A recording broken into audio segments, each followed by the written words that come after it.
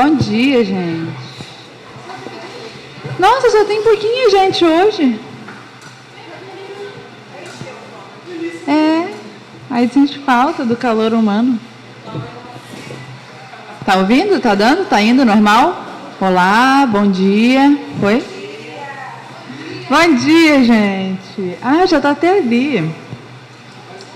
Poxa, eu preciso falar, eu sinto falta. Eu tive um dia de glória e eu me achei o máximo fazendo aquele negócio assim. É só para poder falar isso mesmo. Bom, gente, vamos orar para começarmos a nossa aula.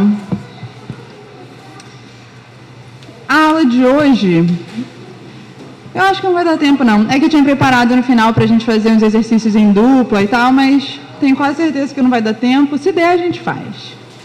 Mas vamos ao Senhor em oração. Senhor, nós cremos no Teu poder, cremos na Tua presença real aqui nessa manhã e clamamos, ó Deus, para que o Senhor já esteja preparando o nosso coração como solo fértil para a Sua palavra. Oramos para que o Senhor já esteja nos trazendo a atenção devida para a aula. Sabemos que está calor, a desatenção pode nos vir a tomar a mente. Podemos nos distrair, mas clamamos, ó Deus, que o Senhor atraia a nossa atenção, a nossa mente, a nossa inteligência totalmente ao Senhor. Não nos deixe, ó Deus, cair na tentação do cansaço ou de querermos ir embora, mas que a nossa mente esteja cativa ao Senhor, ó Deus. Arrasta-nos para Ti e nos faz enxergar a importância que é estarmos aqui hoje, prestando culto uns com os outros. Senhor, auxilia-nos na compreensão da grandeza de quem Tu és, o fato de que o Deus que servimos é um Deus trino, e abre a nossa mente para o impacto que será enxergar a comunhão dos santos à luz da comunhão trinitária. Em nome de Jesus, amém. Amém.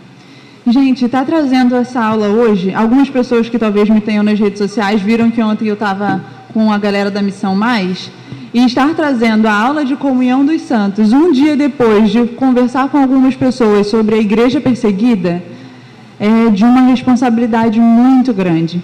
Eu espero muito que nós valorizemos esse tempo aqui. Ontem o pastor Orbey, que é o pastor de uma das igrejas lá da Colômbia, ele estava comentando na verdade não foi o pastor Orbey, perdão, é o pastor Maia, presidente da Missão Mais. Ele estava contando de como foi quando ele recebeu um dos primeiros refugiados lá onde eles têm no centro de treinamento. Ai, obrigada. Calma aí. Só pra... Desculpa, gente, eu gosto muito disso. Aí, ele estava contando, né, de que ele marcou com esse refugiado, de que ele estaria buscando esse irmão para o culto por volta de 9, 9h30. E aí, quando ele chegou lá, ele já estava pronto, assim, em frente à casa, todo feliz. Ele falou, mas já estava aqui há muito tempo? Aí ele, eu estou em pé desde 5 da manhã. Eu não sei o que é isso. Eu vou pela primeira vez em um culto numa igreja livre. Então, assim, irmãos, tem gente passando por isso agora. Tem gente que talvez nunca prestará culto em uma igreja livre. Nunca. Em toda a sua vida cristã. E a gente tem essa oportunidade aqui hoje. Então, que esse impacto nos mova de modo diferente para a aula de hoje sobre comunhão. Amém? Bom, hoje a gente vai falar um pouco sobre esse ser família de Deus. O que é ter comunhão, o que é a comunhão dos santos, o impacto que tem o entendimento correto de Deus no modo com o qual enxergamos a família de Deus. Os trechos que eu utilizei para hoje dos livros... Estava tão feliz. Tá vendo? Foi, eu acho, hein? Não, foi. Mas, enfim, os livros que eu utilizei são Os Meios Essenciais de Graça, do Paul Washer. Testa? Foi. São Os Meios Essenciais de Graça. Talvez alguns já tenham tido contato com esse livro em acompanhamento, os que chegaram mais recentemente. Os que não tiveram contato, é um livro que a nossa igreja tem feito bastante uso dele para novos membros. Tem o livro Comunidade Verdadeira, do Jerry Bridges, que eu super indico para quem quer um entendimento maior sobre comunidade, sobre o que é viver em comunidade, dons, como se relacionar uns com os outros, o que nos move a comunhão. Esse livro do Jerry Bridges é muito bom. Tá aí o livro que eu queria só copiar ele inteiro e colocar na aula, de tão bom que ele é. E o Igreja é Essencial. Esse livro é legal porque ele tem disponível gratuitamente no YouTube e eu acho que no Spotify do Ministério Fiel também. Então, assim, você pode colocar e ouvindo, é gratuito. Vocês podem, para quem gosta, né, de audiobook, ele tem disponível. Gente, vou ficar com vocês passando mesmo. Obrigada. Bom, vamos começar então pelo entendimento do que é a igreja. Eu peguei a definição do Paul Washer sobre igreja local primeiro, onde ele vai dizer o seguinte: igreja local é usado para descrever o corpo local visível de crentes comprometidos uns com os outros. Isso vai ser importante para a nossa aula inteira. Entender que a igreja local tem a ver não apenas com a presença, a gente vai falar isso mais para frente, mas o comprometimento de uns para com os outros. E olha o que envolve uma igreja local: serem pastoreados por líderes que sejam homens qualificados, servidos por diáconos biblicamente capacitados, devotos à exposição bíblica e à oração, mantendo as ordenanças e praticando a disciplina eclesiástica bíblica. A igreja local não é sinônimo de um estudo bíblico semanal, de um movimento para-eclesiástico ou de ouvir alguns pregadores favoritos na internet. Então, o que o Paul Washer está trazendo para nós é o seguinte: ser igreja envolve comprometimento, envolve submissão a líderes qualificados. Ele traz aqui coisas que a gente, por ter isso daqui na igreja de forma muito orgânica, a gente pode se esquecer de valorizar. Líderes qualificados, diáconos, exposição bíblica, oração. Isso pode se tornar tão comum que a gente não consegue enxergar como marcas que nós deveríamos nos comprometer, servir, submeter com alegria, porque foi algo que foi dado por Deus a nós.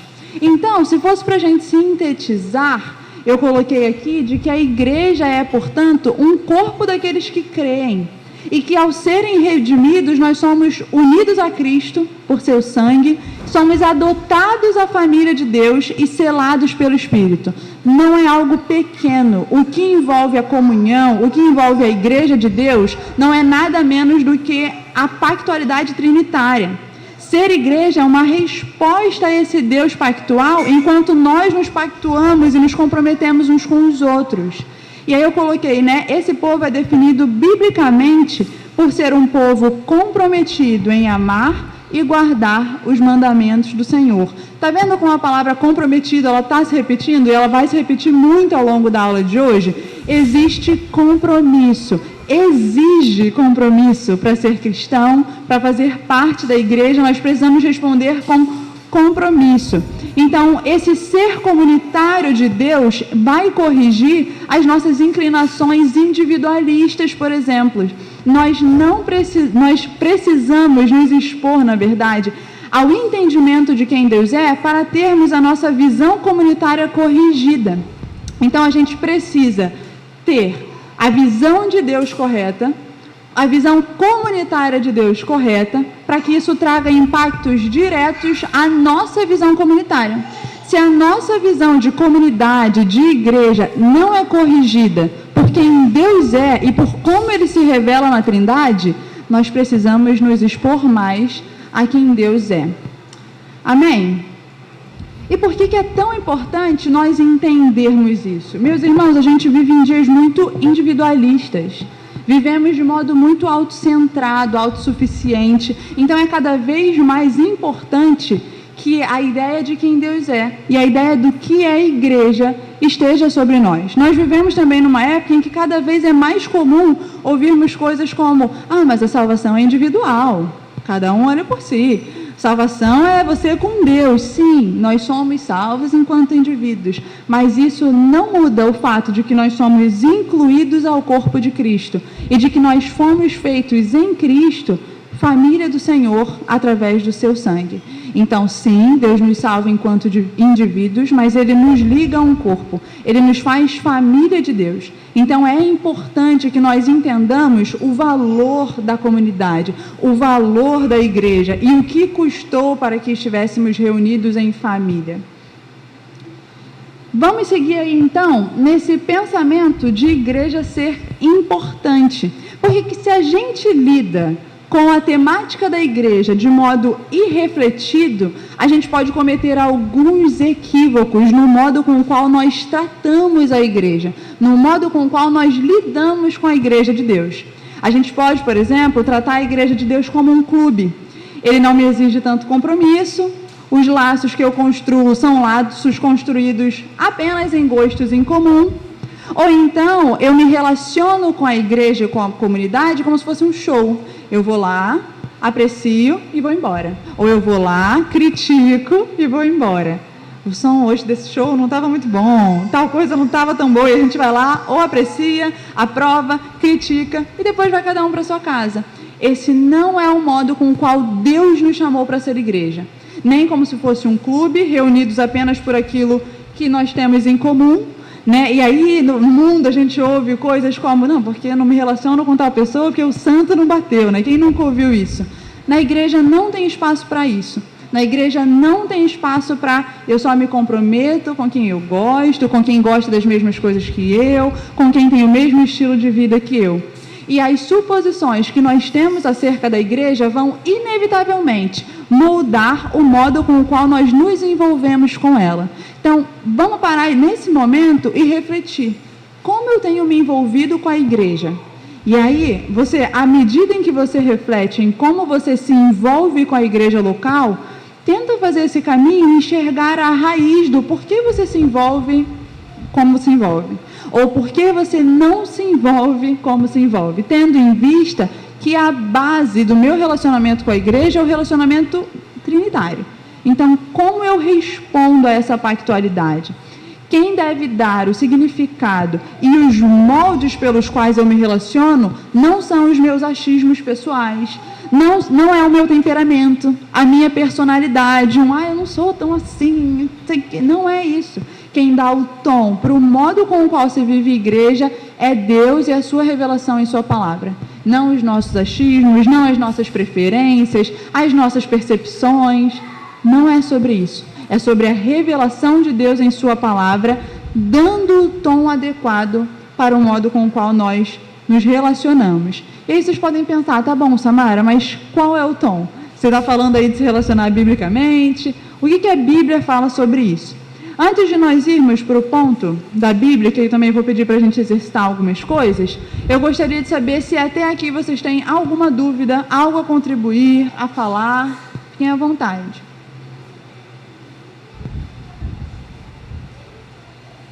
Obrigada. Eu gosto das contribuições que nem sempre são faladas, mas que eu vejo. A gente vai abrir a Bíblia agora em vários textos diferentes.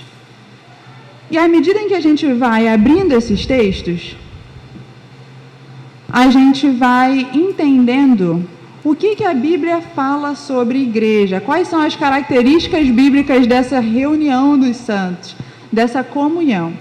Vocês podem ir abrindo em textos distintos, e aí eu vou dar um tempinho para vocês pensarem, para a gente ver quais são essas características da igreja a partir desses textos bíblicos. Então, eu vou dar aí uns 3, 4 minutinhos, vocês vão abrindo em textos distintos, até 5 talvez, para a gente pensar o que esses textos nos alertam acerca de características bíblicas acerca da igreja.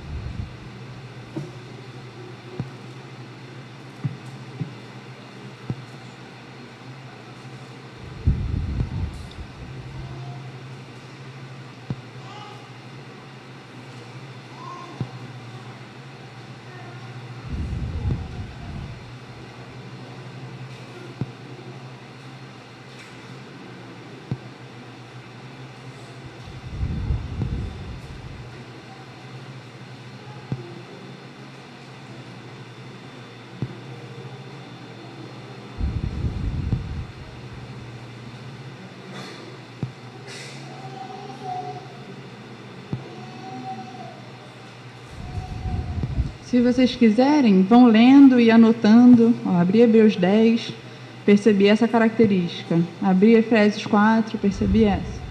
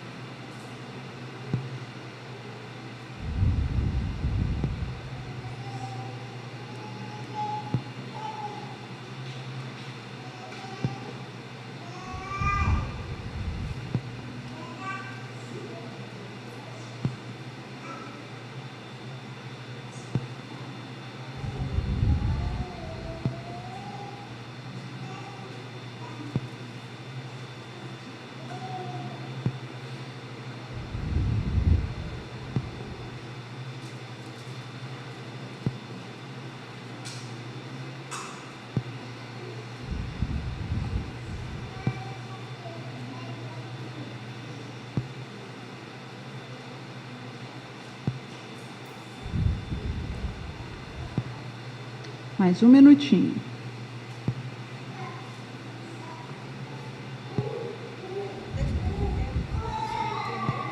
Sobre as características bíblicas do que é a igreja, para que a igreja serve, como esses textos nos mostram características bíblicas sobre a igreja, características da igreja nas Escrituras.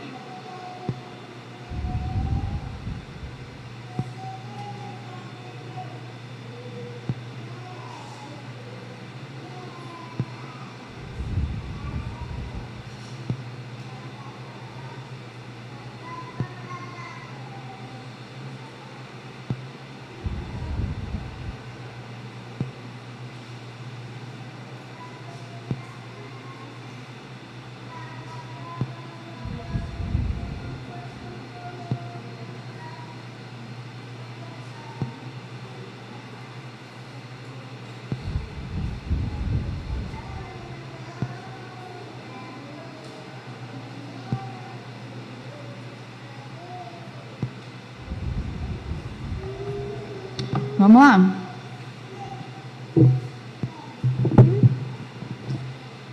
Alguma característica específica que marca vocês em Hebreus 10? Do que a igreja é? Que ressaltou aí? Pode falar.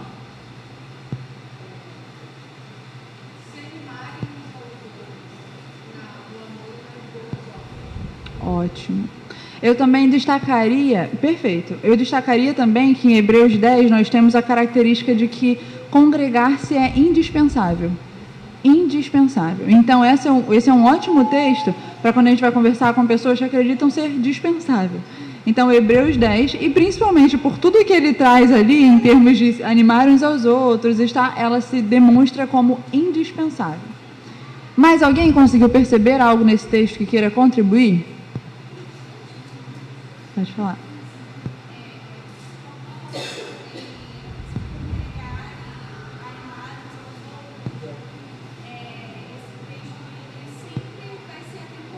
Sim.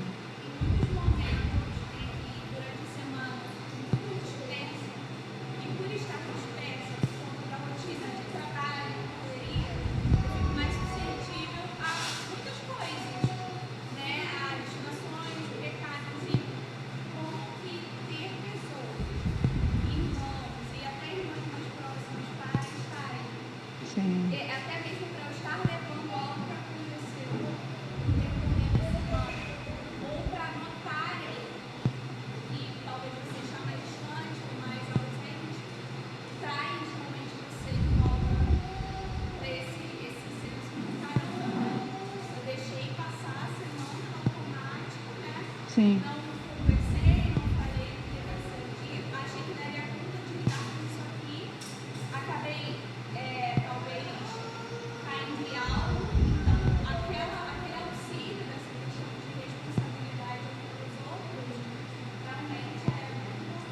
Sim, essa responsabilidade, né? Muito bom. E a gente vê na prática esse versículo, assim, esses versículos se tornando muito claros, né? Muito claros. Efésios 4.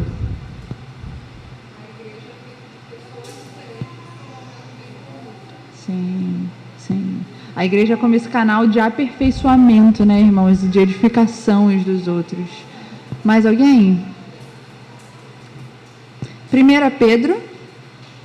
Essa o Alan tem que falar. O Alan ama 1 Pedro.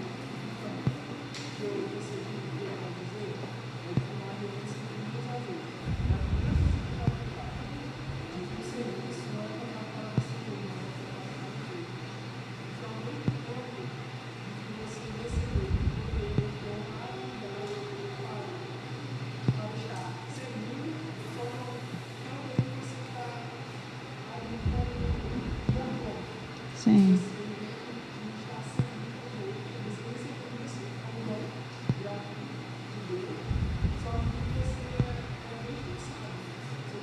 Sim.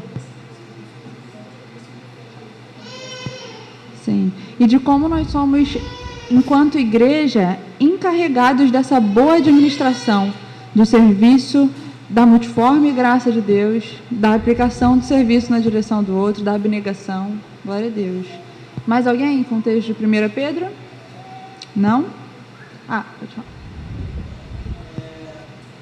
Além disso que o Ana falou sobre a questão do serviço, Pedro ele também não exclui a individualidade de cada um dentro da igreja. Exato. Ele começa falando, sirvam uns aos outros, cada um conforme não conhece o outro. Ou seja, o bom que cada um recebe não é para si mesmo, mas é para usufruir em benefício do próximo, trabalhando na cidade. Então ele traz tanto a questão da unidade quanto o indivíduo ser importante para essa unidade. Não só todo mundo junto, mas cada um tem o seu papel. Sensacional. Vai até de acordo com a aula da formação dos obreiros, né? Que o André tratou isso. Sim. Colossenses. O apóstolo Paulo deixa claro, Colossenses 3:16, que para fazer todos esses outros textos aí, é necessário cumprir esse aqui. Na palavra de Cristo habite ricamente em você. E se alguém não tem, e não está em contato direto, se não está cheio, se Cristo não está habitando ricamente sobre a palavra, os demais coisas aí não vão ser possíveis. Muito forte, vai acontecer. Sim. Então, é Exato. necessário que a palavra de Cristo habite ricamente, mas não somente palavra de conhecimento. Aí a palavra, com a palavra a gente vai trazer as outras coisas, Sim. que é se aconselhar em amor e outras coisas que provém do Espírito. Sim.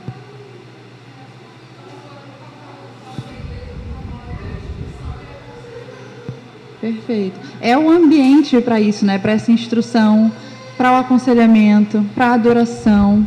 Perfeito, gente. Efésios 2.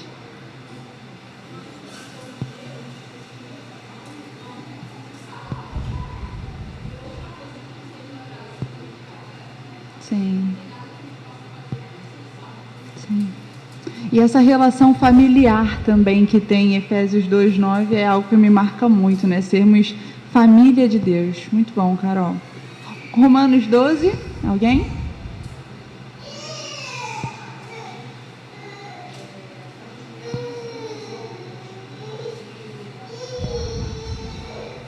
Sim.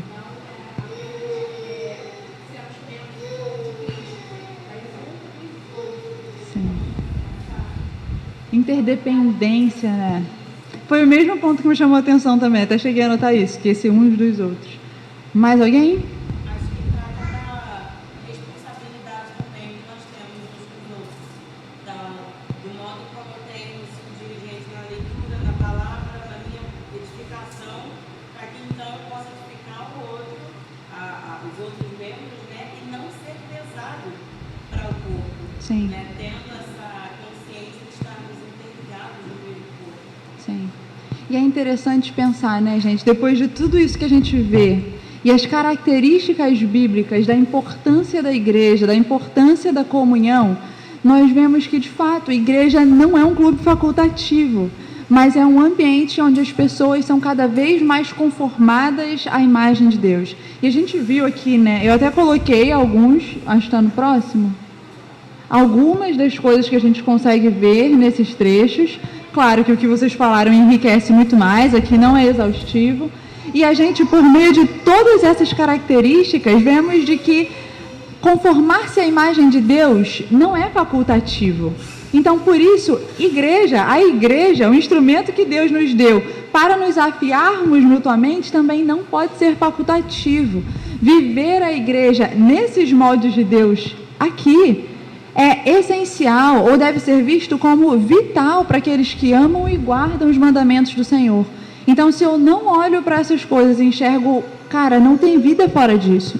É vital viver dessa forma. A Bíblia nos ordena viver dessa forma aqui. Eu não vou enxergar alguns movimentos e falar, ai, muito exagerado, ou eu não sou assim, não é o meu jeito, mas eu vou entender, há uma ordem bíblica, há um direcionamento bíblico, e esses direcionamentos nos apontam para nos parecermos mais com Cristo Jesus. Eu não posso deixar isso para amanhã, mas preciso entender a importância e a urgência disso e parar de enxergar a igreja como esse clube facultativo, onde eu faço quando eu estou mais afim, quando eu quero mais, mas eu faço em obediência ao Senhor e por amor a Deus e aos seus mandamentos. Um outro ponto que eu gostaria de caminhar com vocês é na compreensão da koinonia. Alguém já ouviu falar nessa palavra, koinonia? Tinha um ministério, não tinha de música, alguma coisa assim, não é? Teatro? Tinha de música, né? Ah, eu conheço de música. Isso, eu conheço de música também. Vamos entender como se dá... E a Yasmin ficou animada, ela ouve. Como se dá essa koinonia, essa comunhão cristã, de que é mais do que uma atividade pontual. Por que é importante a gente entender isso? Porque algumas pessoas vão entender o quê?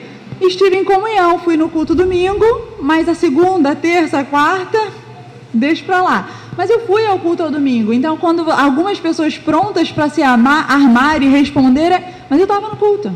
Eu fui lá, prestei culto. Ou então agora, né, desde a pandemia, eu assisti a transmissão.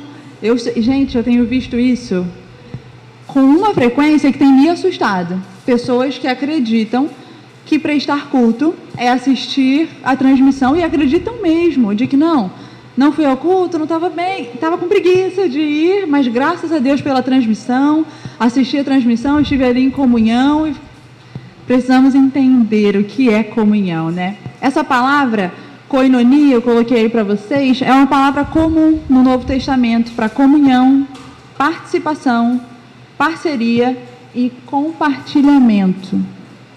Comunhão, participação, parceria e compartilhamento. E olha o que o Jerry Bridges traz no livro dele. Em Atos 2,42, tanto quanto em 1 João 1,3, a versão inglesa traduz koinonia por partilhar uma vida comum. Esse é o sentido mais básico de koinonia ou comunhão. É partilhar uma vida comum com outros crentes. Uma vida que, como diz João, partilhamos com Deus Pai e Deus Filho. Trata-se de um relacionamento, não de uma atividade. Então, é mais do que eu estive lá no domingo, eu estive lá na quarta, ou eu tomei um cafezinho, porque, gente, às vezes comunhão fica como algo tão abstrato que vai desde tomei um café com alguém e tive comunhão, até uma reunião de amigos, até alguém que se junta para poder ler Bíblia, orar, tudo entra no pacote da comunhão. Com o passar do tempo, a gente vai perdendo de vista o significado bíblico da palavra, onde a comunhão ali nas Escrituras não é dita como se fosse uma atividade social cristã. Você coloca o nome de comunhão porque fez um churrasco e virou comunhão. Mas não é isso. Não é sobre apenas um bate-papo agradável, um me juntar para tomar um cafezinho, mas tem algo muito mais profundo na comunhão, que é esse relacionamento com Deus, esse partilhar da vida com o próprio Deus, esse desfrutar de uma vida de relacionamento com Deus que transborda não em uma atividade na semana, mas que transborda no modo com o qual me relaciono com outros. Isso é um transbordar de relacionamento. Comunhão, então, não é uma mera atividade que eu simplesmente faço e só porque eu estava com outro crente é comunhão. Mas é esse partilhar da vida, partilhar do relacionamento com Deus, é essa parceria, essa participação. Então, os crentes de Atos, por exemplo, eles não estavam se dedicando de modo temporário e específico a uma atividade agradável, mas eles estavam se relacionando, observem os relatos de Atos, se relacionando integralmente. E isso resultava do relacionamento deles com Deus, um dos grandes momentos ali, das relações que é tratada ali em Atos, de grandes acontecimentos na igreja, sempre vem depois de momentos de oração, momentos de comunhão com o próprio Deus, e aí o Espírito Santo vem, e aí as coisas mudam, e a igreja se une cada vez mais pessoas são acrescentadas. Então resulta de um relacionamento profundo com Deus e consiste em partilhar juntos a nova vida em Cristo Jesus, partilhar junto daquilo que recebemos do Senhor. Está claro até aqui, então, esse início dessa definição de comunhão? Está claro para todo mundo? Pode? Em Romanos 12:16 diz assim: tenham o mesmo modo de pensar de uns para com os outros, em vez de serem orgulhosos, sejam solidários. Tem a ver com o compartilhamento que você acabou de falar. Sim. A saúde da doença.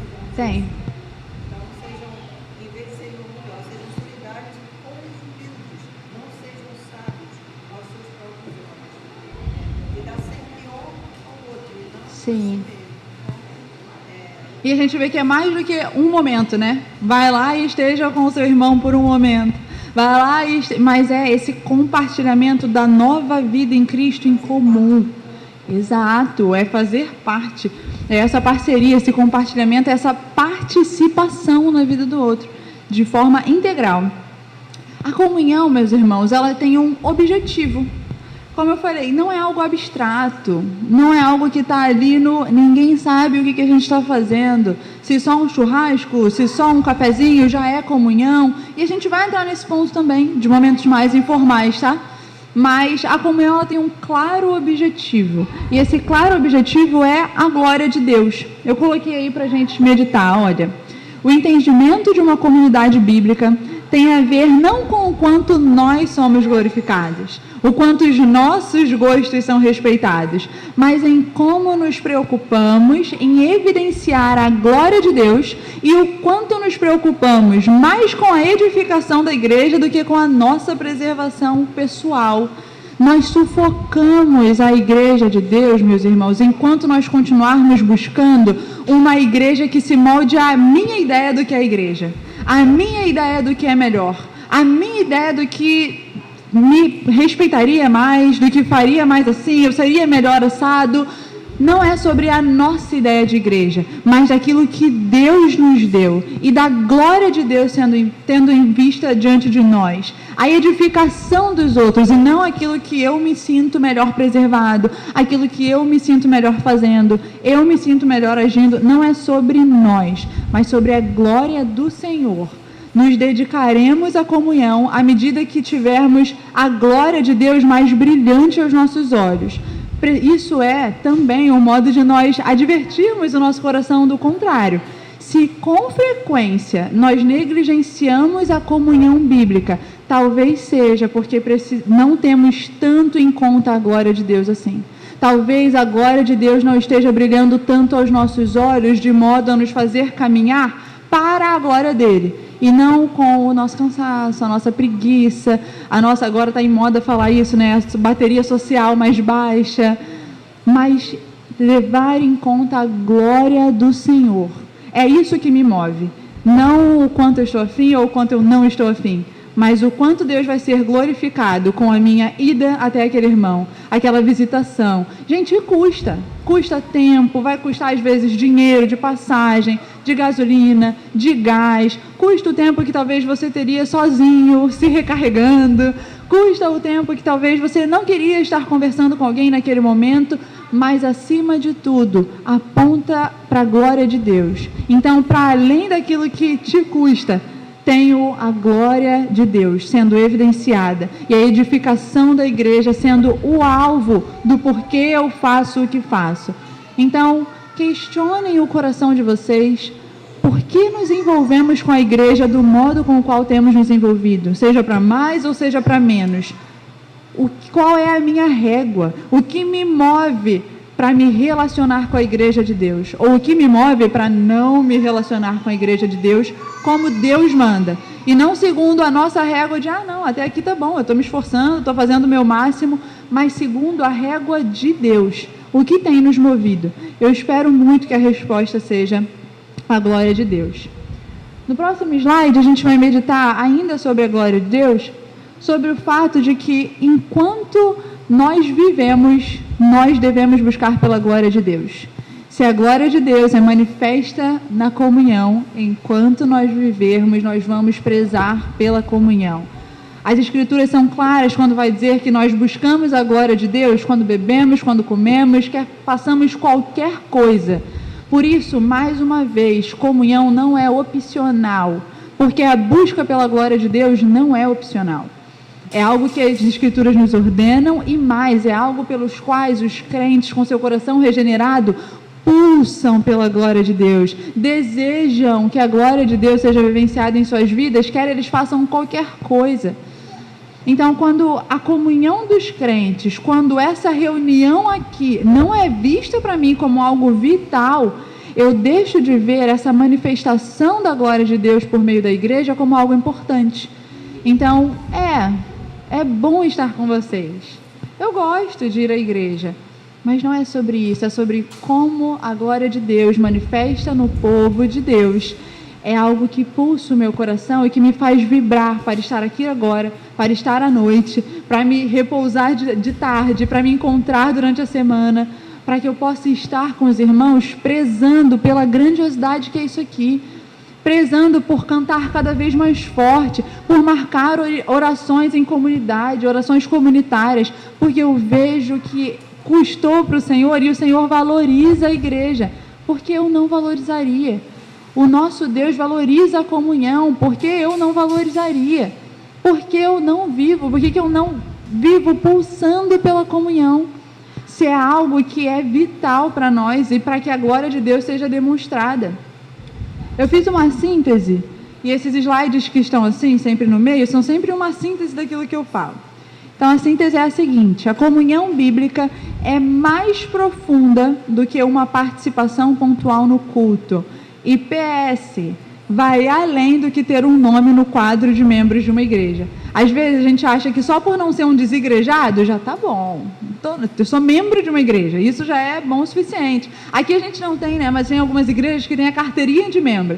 E aí tem gente que só de ter aquela carteirinha ali sou membro, fui batizada, sou membro daquela igreja, não sou um desigrejado, está tudo certo. Mas a comunhão bíblica não é sobre ter uma carteirinha. Não é sobre fazer parte de um rol de membresia. Não é sobre isso especificamente. Ter o seu nome lá já é o bastante para você falar, estou em comunhão.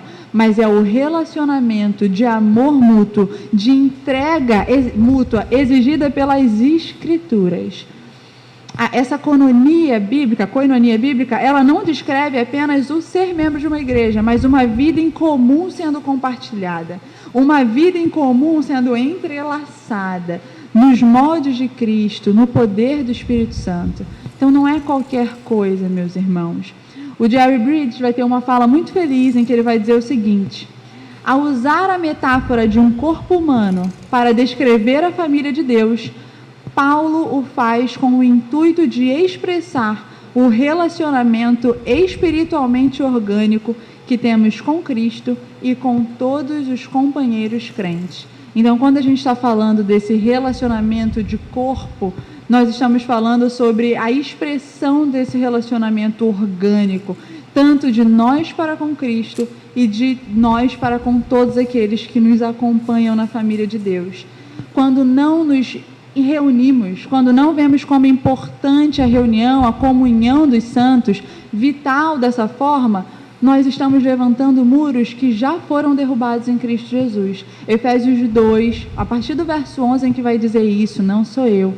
O muro de inimizade foi quebrado em Cristo Jesus. Já não somos mais nem inimigos de Deus, nem inimigos mais uns dos outros. Somos livres para nos amarmos e entregarmos uns pelos outros.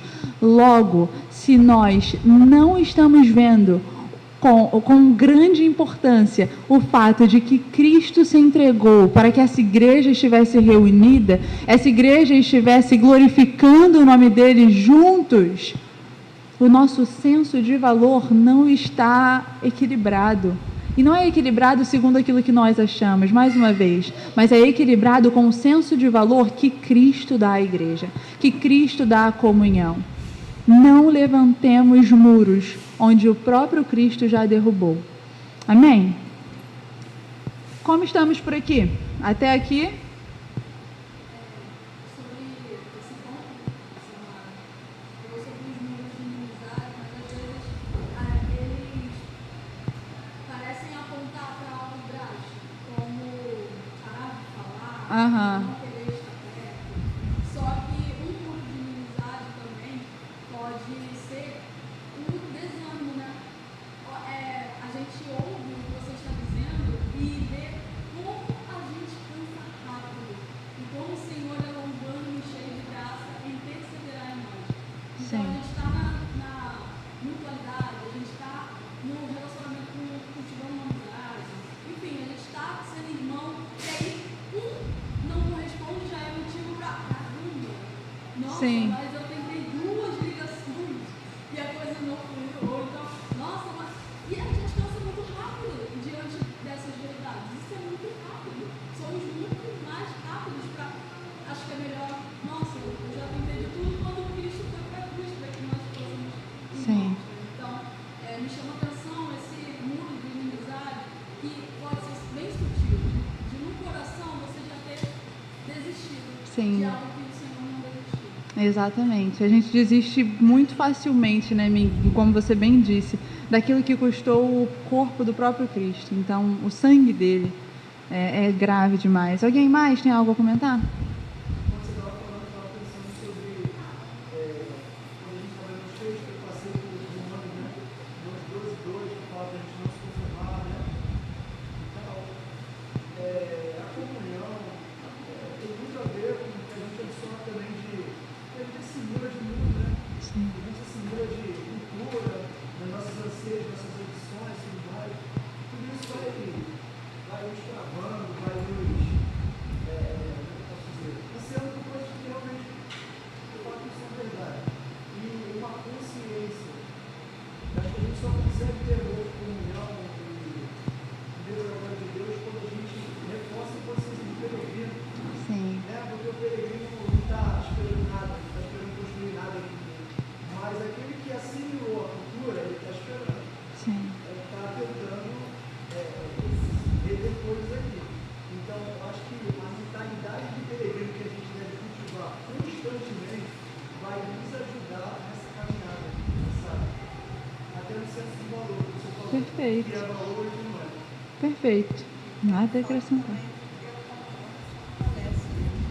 Ela fortalece porque, desculpa, eu atrapalhei. Não, é porque o seu Urbano levantou o braço e eu ri que eu falei, eita, né? Não, mas foi depois. Vamos lá, pode falar. Então, a comunhão fortalece os irmãos. Porque quando a gente está caminhando sozinho, todo mundo tem problemas, todo mundo tem vida difícil, todo mundo tem complicações, né? Tanto na área financeira, quanto na área emocional, quanto na área espiritual. Todo mundo tem. E muitas vezes, por causa dos problemas, a gente acaba endurecendo, né? A gente acaba ficando mal, ficando para baixo. E naquele momento, você não consegue sequer orar. Então, se você tem comunhão com o irmão te procura, e ele chega lá, encontra você entristecido, ele chama você para o canto, vamos orar mesmo, vamos ler aqui o texto, vamos falar com o Senhor, entendeu? Então, isso acaba te fortalecendo, não deixando você cair, né? E Paulo fala, aquele que está de pé, para que não caia. E quem melhor para ajudar a gente a cuidar, para não cair, do que o irmão do nosso lado nos ajudando, fortalecendo. Sim, sensacional, de fato. E aqui vai uma pontuação importante. Sim, se as dificuldades nos esmurecem, que o Cristo ressurreto seja o combustível para seguirmos. De fato, gente, as dificuldades do dia a dia esmurecem e por vezes nos fazem cansar. Mas quando nós olhamos para o Cristo ressurreto, subindo em glória, aquilo que Ele comprou, aquilo que Ele venceu na cruz, não tem combustível maior. E não tem nada, cansaço, desânimo, que podem ser maiores do que a vitória de Cristo na cruz. E é ela que nos move, é a glória de Deus que nos move. Obrigada, irmã. Não, eu achei o máximo balançar de mão, eu amei.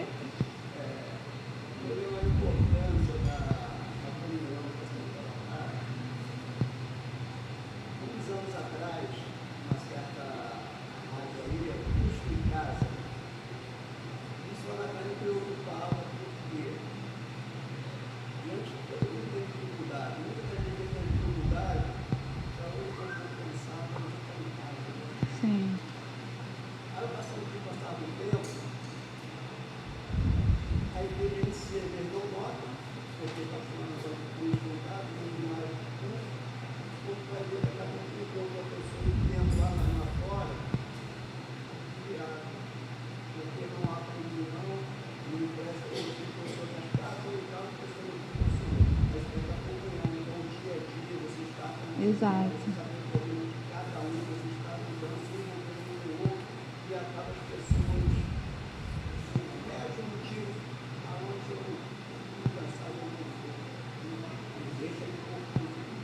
Sim. Exatamente, exatamente. Glória a Deus. Maravilhosa contribuição, meu irmão. Ah, vocês não ouviram? Ele falou basicamente sobre a ideia do Cristo em casa e dos perigos desse Cristo em casa. Ele até falou do programa que tinha e tudo mais, e de como as pessoas começam com essa mentalidade de não, eu estou cultuando em casa, daqui a pouco, primeiro que não está, e daqui a pouco essa pessoa já está completamente desgarrada, vivendo a sua própria vida e não valorizando o culto, não valorizando a presença dos irmãos, a comunhão. E aí ele foi só abatendo os pontos que vimos até aqui, da importância da comunhão em si e do porquê não dá para existir esse Cristo em casa. Foi isso, Silvano? Obrigada. Ótima contribuição mesmo. E esse programa ainda existe, gente. Outro dia eu fiquei chocada. Falei, isso ainda existe. Na rádio. Ele ainda existe. O que nos une, meus irmãos? O que nos une não é afinidade, mas Cristo Jesus. Isso é maravilhoso. Porque quando nós somos unidos pelas afinidades, esse é um elo muito fácil de se quebrar, gente. Afinidade é um elo muito fácil de se quebrar, gostos em comum, é muito fácil, mas o elo de Cristo Jesus, meus irmãos, esse nunca será quebrado. Glória a Deus por isso. Jerry Bridges aí, mais uma vez, brilhando. Eu falei que eu poderia pegar esse livro inteiro e colocar aqui, né, gente? Eu falei. Não é o fato de estarmos unidos por objetivos ou propósitos comuns que faz de nós uma comunidade. Em vez disso, é por partilharmos uma vida comum em Cristo. Existem muitas organizações seculares e ditas cristãs cujos membros trabalham juntos em busca de objetivos comuns. Alguns desses grupos podem se denominar comunidades, mas a comunidade bíblica vai muito mais a fundo do que o compartilhamento de objetivos comuns, embora, em última análise, também envolva isso. A comunidade bíblica é, antes de mais nada, a partilha de uma vida comum em Cristo. O que nos define, meus irmãos, não é aquilo que nós temos em comum, não são as nossas afinidades, mas a nossa união com Cristo nos define. Na verdade, a nossa união com Cristo, ela redefine os nossos gostos, redefine o modo com o qual nós nos relacionamos com as pessoas. Como eu falei, aqueles que viviam em oposição a Deus, em oposição uns aos outros, agora são redefinidos em Cristo Jesus como o povo reconciliado. Então, o que nos une uns aos outros não podem ser coisas pequenas como gostos em comum e afinidades, temperamentos parecidos, mas o fato de que Deus atraiu para si um povo, nos inseriu no corpo e nos fez família de Deus. Ele não nos fez conhecidos de Deus, distantes. E eu digo conhecidos nesse nosso modo de usar, né? Ah, fulano é meu conhecido. Não, ele nos fez amigos, ele nos aproximou para um relacionamento familiar. E a pedra que é o fundamento para esse tipo de relacionamento é a comunhão com Cristo Jesus. O que deve haver em comunhão que me una a alguém, o que deve me unir a vocês em comunhão é Cristo, e somente é Cristo.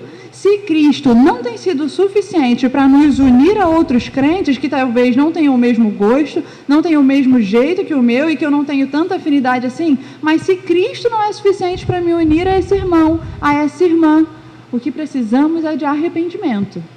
Não precisamos de qualquer outra coisa, não precisamos de grupos diferentes, precisamos de arrependimento. Porque a única coisa que é esse elo que nos liga a pessoas completamente diferentes de nós é Cristo.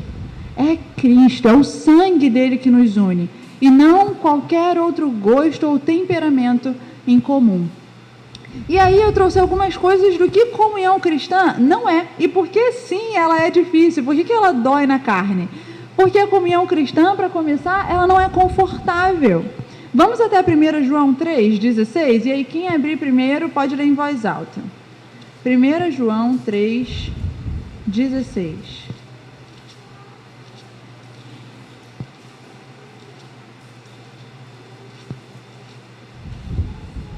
Quem achou? Conhecemos o amor, que Cristo deu a sua vida por nós. Portanto, também nós devemos dar a nossa vida pelos irmãos. Isso é confortável, gente? Isso é opcional para crentes? É tranquilo? É uma entrega parcial? Não. Somos chamados a uma entrega total e radical.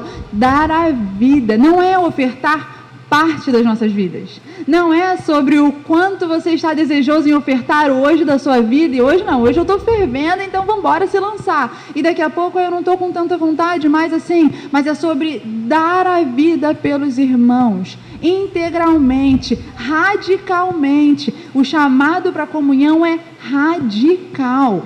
E não depende do quão bem nós estamos para fazer isso. Depende do quanto nós fomos impactados pelo amor de Cristo. E o quanto nós respondemos a esse amor de Cristo em obediência, amor e entrega radical uns pelos outros. Então, sim, a vida em comunhão, ela inevitavelmente vai passar por renúncias, por perdas, feridas às vezes, haverão mortes pessoais, mas a resposta final continua sendo uma só: o amor. E não é o amor segundo a concepção geral, mundana, que todo mundo tem, mas é um amor sacrificial. É o amor de 1 Coríntios 13. É o amor que não é egoísta, é o amor que não visa apenas os seus próprios interesses. É o amor que se entrega, é o amor doador, é o amor que tem significado no próprio Senhor.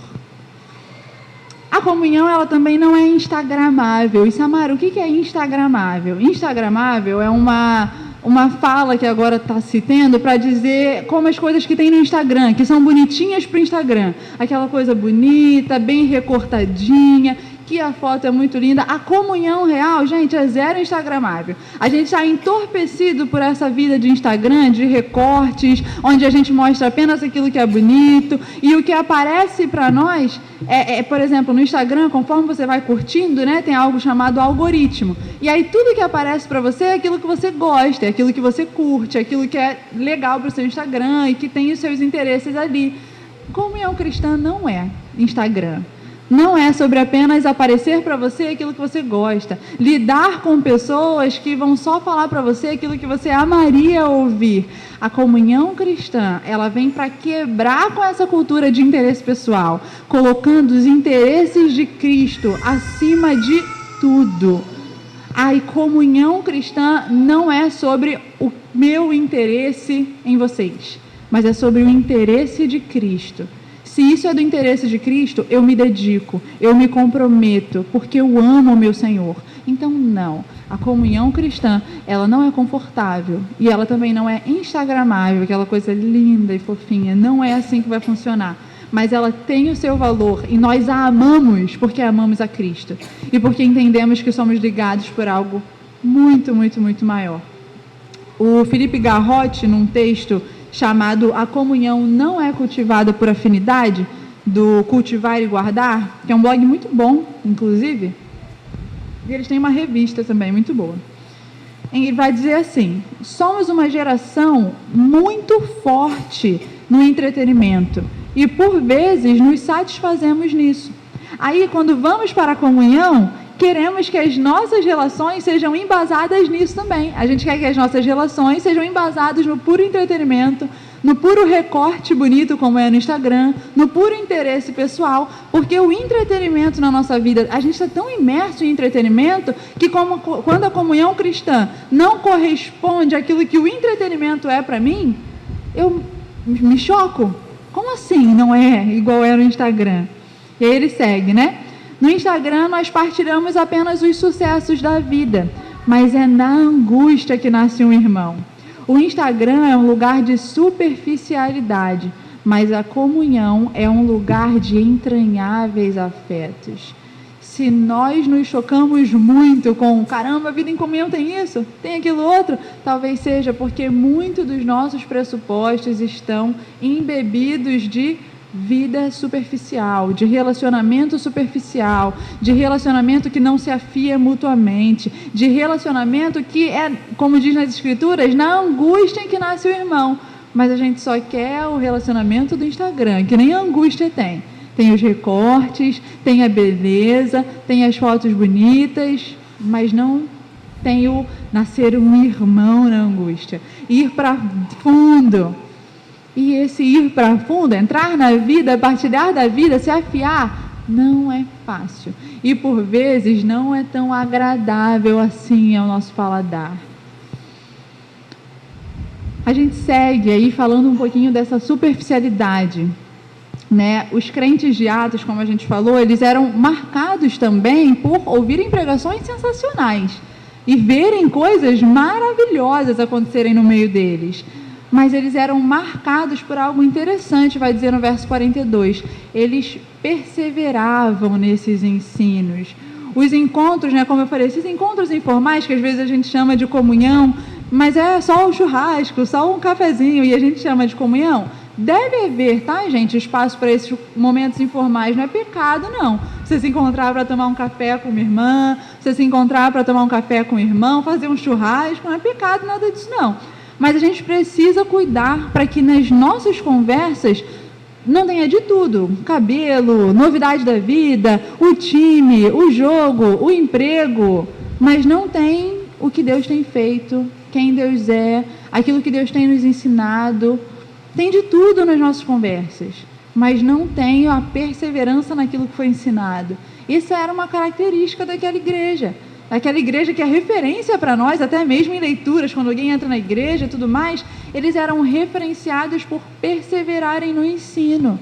E quantas vezes as nossas amizades são nutridas por falar de tudo?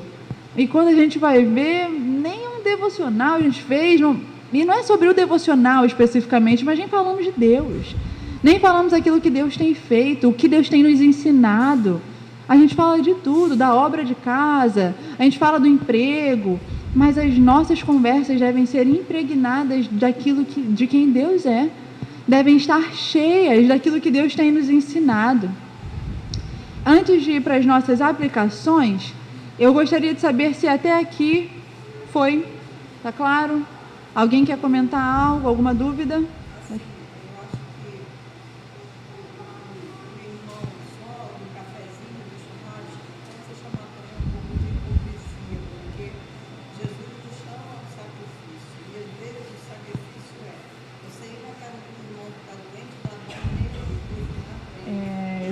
Exato. Essa parte é muito difícil, muito complicada.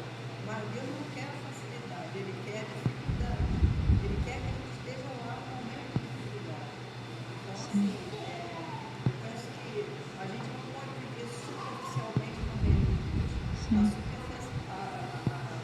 A distração é mais superficial e a gente precisa de mais profundidade. Exato, irmã, exato. A comunhão era muito mais profunda do que essa superficialidade, né? Muito mais. Mas vamos para as últimas aplicações. Talvez você tenha chegado até aqui e... Samara, tudo isso é muito bom, é muito legal, me toca em algum nível, eu acredito que a igreja seja importante, mas na prática eu não vejo essa glória toda da igreja, essa coisa tão gloriosa assim. Esse é o momento que a gente faz um autoexame importante, gente. Talvez você esteja passando por um momento difícil, tá? Isso acontece. E aí, por isso, você não consegue, talvez, ver essa glória toda. E que momento difícil é esse? Vamos trazer especificidade? Talvez você seja uma mãe, um pai que teve filho há pouco tempo. Então, assistir um culto agora com uma criança chorando é diferente do que quando você não tinha filhos. E isso traz ruídos. Você está passando por uma fase que você ainda está se adaptando. Talvez você esteja passando por depressão, por dificuldades, por uma melancolia mais pesada, por uma semana muito difícil, mas ainda assim, meus irmãos, o triunfo de Cristo na cruz deve ser o que muda o modo com o qual nós olhamos para a igreja. E não apenas falarmos, tá vendo aí, eu me enquadro nisso, eu estou passando por uma fase difícil, então é isso, eu entendi. Não, você pode estar passando por uma fase difícil, mas você serve a um Deus que venceu o mundo. Então isso é o seu combustível para ver a igreja como de fato ela é gloriosa. Talvez você se veja mais como... Você não se vê, na verdade, isso aqui está errado, tá? Você não se vê como um servo do mestre. E aí, quando você vai para a igreja, é muito mais para ver aquilo que está faltando, aquilo que deveria estar e não está. Está sempre achando alguma coisa para criticar. Você não se vê tanto como um servo, mas sempre como alguém que, olha, isso aqui não está no lugar não. Olha, isso aqui pode melhorar. Assim não está legal. E aí você não consegue ver a glória da igreja, porque você está sempre pronto para ver tudo que está de errado com a igreja. Talvez você esteja preso a um pecado recorrente. Não tem como valorizar e amar o que Deus ama sem ser nutrindo uma sólida comunhão com Deus, lutando contra pecados. Se nós não desfrutamos da presença do Senhor, não tem por que a gente pensar que a gente vai desfrutar disso aqui. Por isso, as aulas elas foram se acumulando. Vocês estão vendo como a gente começa com leitura bíblica, oração, afeições por Deus. Se eu não nutro uma vida de desfrutar de relacionamento com Deus, não espere que isso daqui vai ser visto como algo glorioso. Não vai. Talvez você seja alguém que se vê muito autossuficiente. Samara, como eu sei que eu estou me vendo muito autossuficiente? Eu cultivo uma autoimagem muito intocável, pouco vulnerável. E geralmente, pessoas que se demonstram autossuficientes é quando a gente vai ver que, poxa, eu achei que eu ia dar conta. Eu nem percebi que eu tinha necessidade disso. E assim você exclui a comunhão desde o início por conta do eu achei que eu ia dar conta, eu achei que ia, eu achei que eu iria conseguir fazer isso.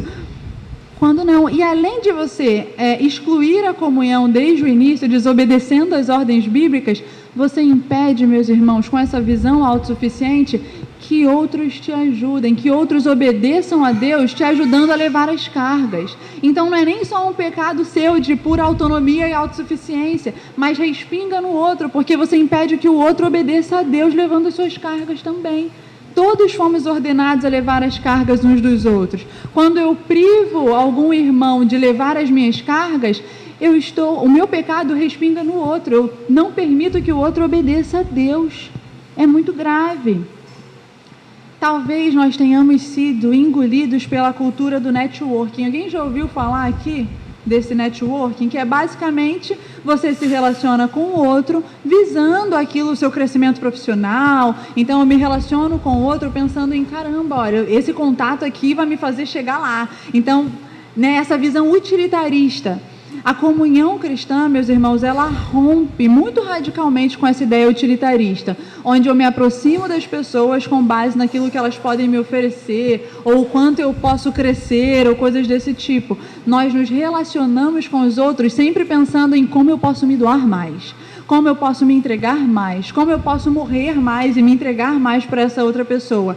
Muito mais do que, na verdade, só por isso, e não como o que eu posso obter se eu me aproximar dele. O que eu obtenho se eu me aproximar dela? O que ela vai acrescentar na minha vida? Essa é a ideia do networking. Você está sempre pensando no que eu vou receber em troca, o que eu ganho com isso. Mas a ideia da comunhão cristã é muito mais com o quanto eu me gasto, e me gasto, e me gasto. Finalizo aqui a aula de hoje. E eu espero muito que esse momento de autoexame sirva para vocês anotarem. Poxa, eu tenho mais tendência a cair nesse aqui. Eu tenho mais tendência. E peça ajuda. Confesse. Na aula de hoje eu não consegui falar sobre confissão. De fato, eu não vou conseguir. Vocês veem que em toda aula eu falo, olha, faltou eu falar disso, faltou eu falar daquilo. Mas não consegui falar sobre isso. Eu espero que vocês, se quiserem conversar sobre, me procurem. Não, estou aqui acessível a vocês nesse sentido e desejosa para auxiliar vocês. Mas antes de terminarmos e orarmos, alguém tem algum comentário, dúvida?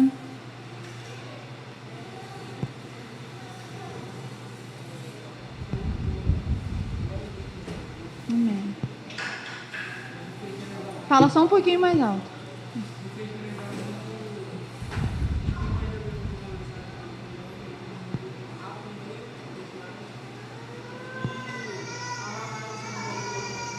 Amém.